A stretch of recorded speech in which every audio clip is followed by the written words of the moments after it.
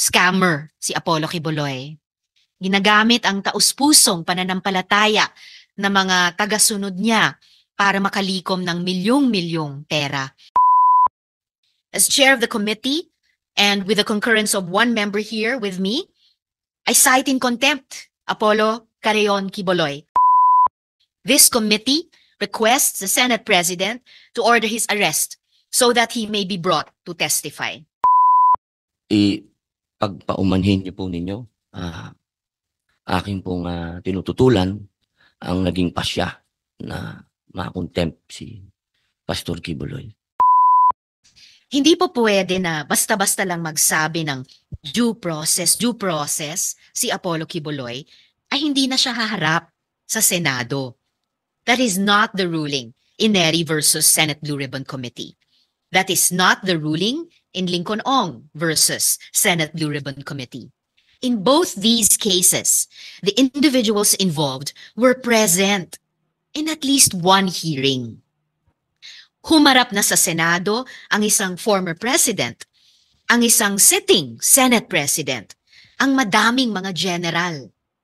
Just last Congress, humarap ang dalawang sitting executive secretary, si Ginoong Vic Rodriguez at current ES, Lucas Bersamin.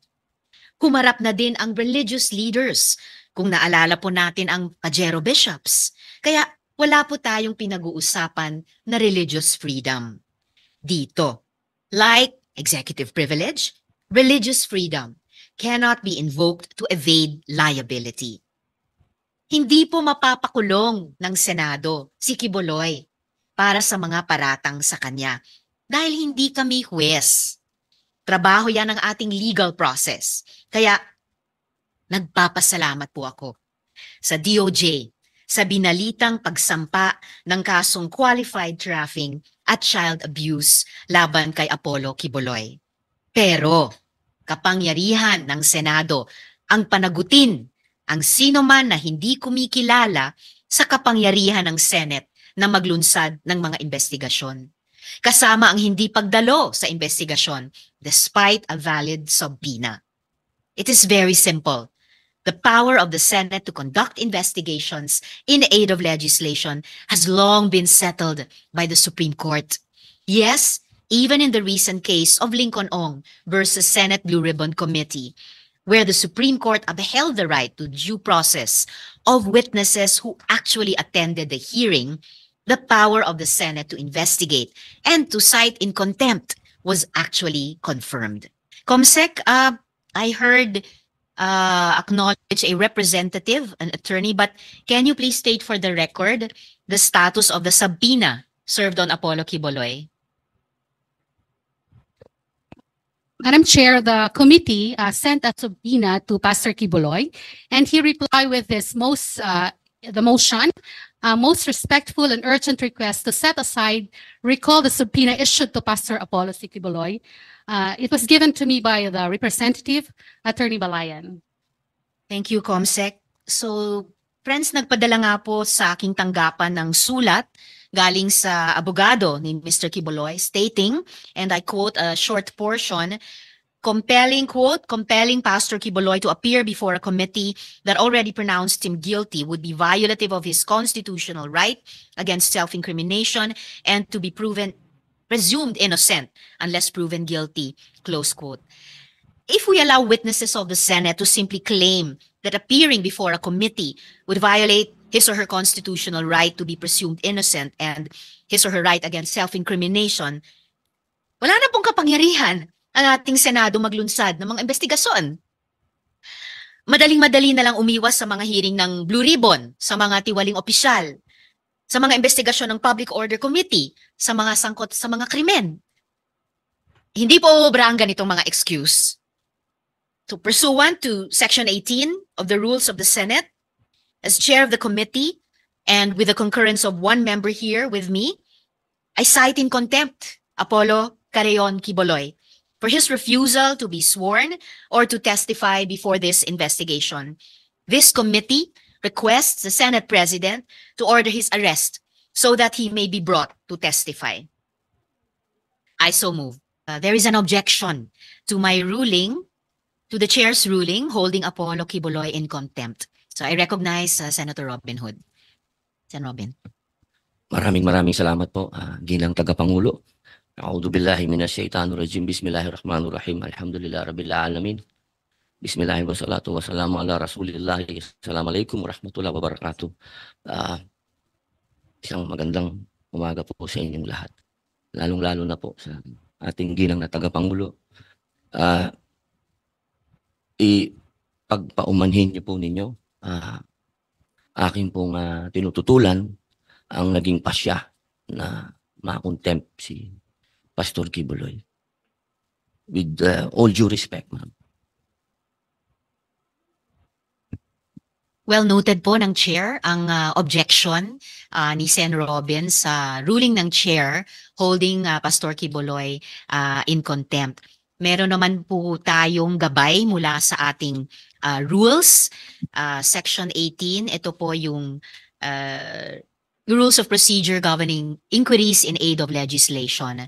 So yung section 18 po tungkol sa contempt, nakalagay po doon, a majority of all the members of the committee may, however, reverse or modify the aforesaid order of contempt within 7 days.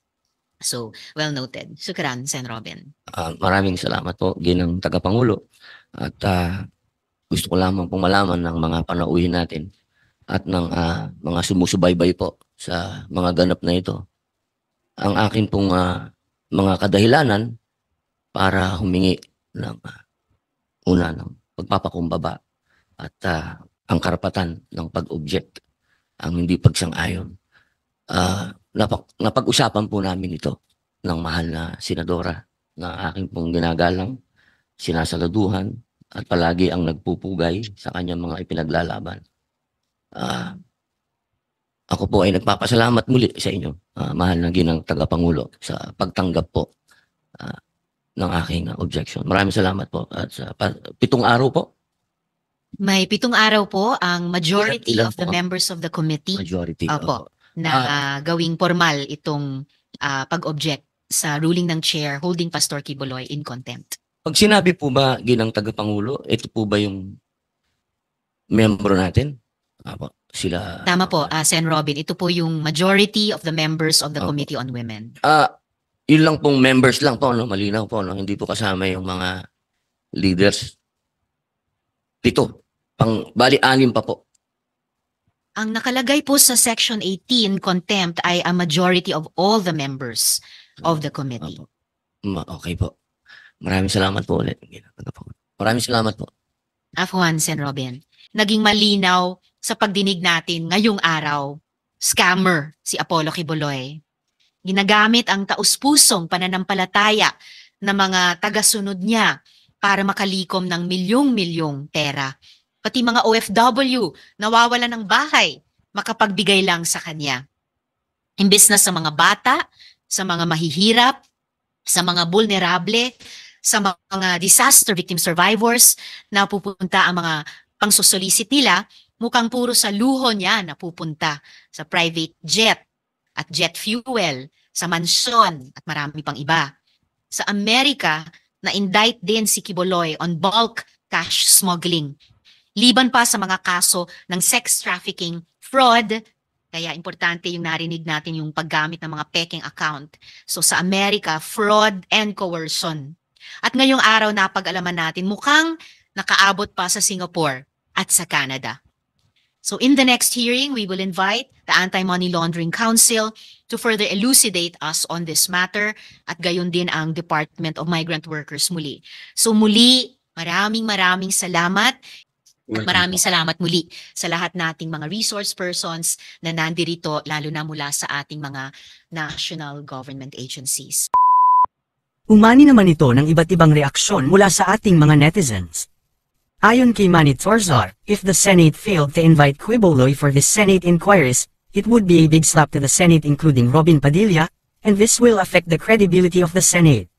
Pahayag naman ni Jess Luna, Senador Padilla, ang loyalty mo pala ay hanggang sa isang tao lang, hindi para sa kabutihan ng karamihan. At ito naman ang saloobin mula sa ating kababayan na si Ronald Mantisa, anong klaseng appointed son of God, bakit ka tago na tago sa batas? Dapat ipaliwanag mo sa Senado kung wala ka talagang kasalanan.